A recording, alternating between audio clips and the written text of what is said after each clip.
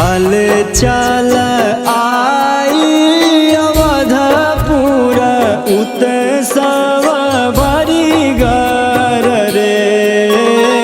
हल चल आई अवधपुर उत्सव भरी घर रे।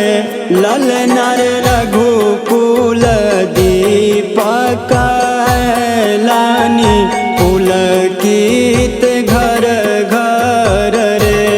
ललनर रघुकुल दीपक लानी पुलकित घर घर रे। चंचल माई कौशल्या करथिन धर फर रे। चंचल माई कौशल्या करथिन धर फर रे। ललनर अपरूप रूप निहारथि नैना झर झर रे। ललनर अपरूप रूप निहारथि नैना झर झर रे।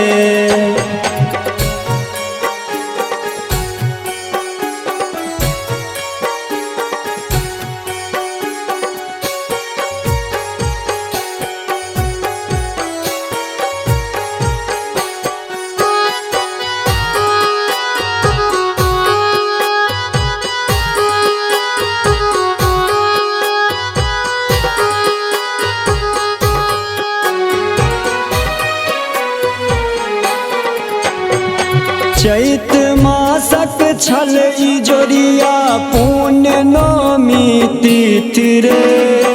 अजुक दिन में प्रगट हेता दिल विधाता लिखि रे।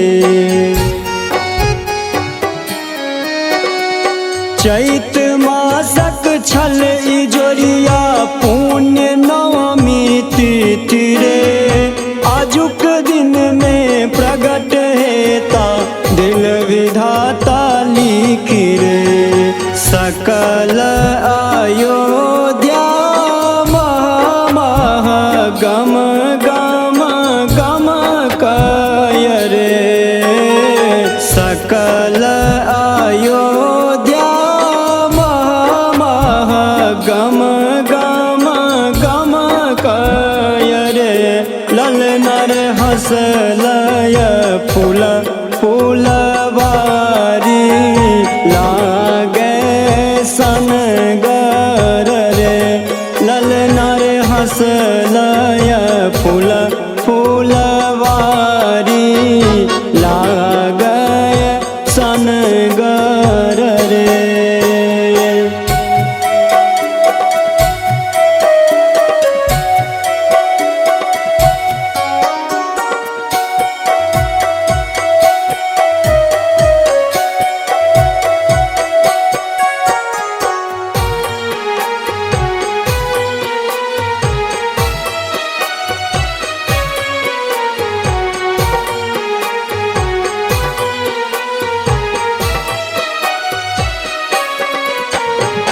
बटा रहलै हीरा मोती लुटा रहलै हार रे।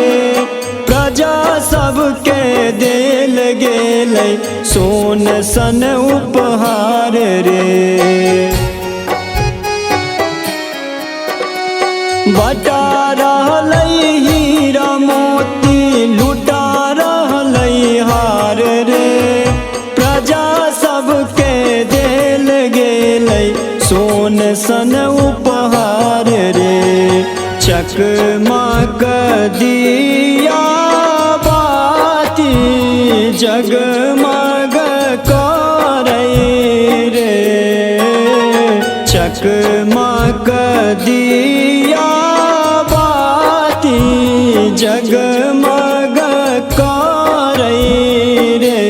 ललनर चहु दिस भेल इजोर भीतर बाहर रे।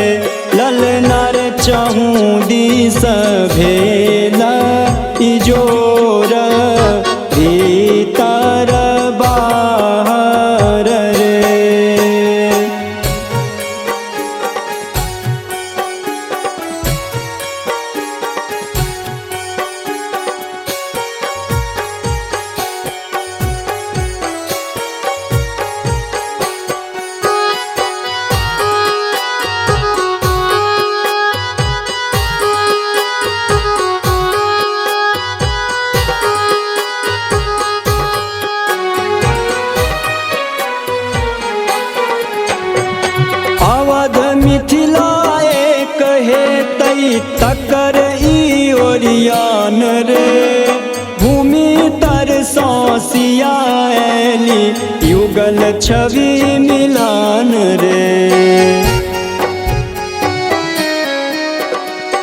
अवध मिथिलाए कहे तई तकर ई ओरियान रे भूमि तर सौसियाली युगल छवि मिलान रे मणिकांत पाती लिखल गावी सुनावल रे मणिकांत पाती लिखल गावी सुनावल रे ललना रे पाहुन छठ श्री राम सुनलैन सोहर रे ललना रे पाहुन छठ श्री राम सुनलैन सोहर रे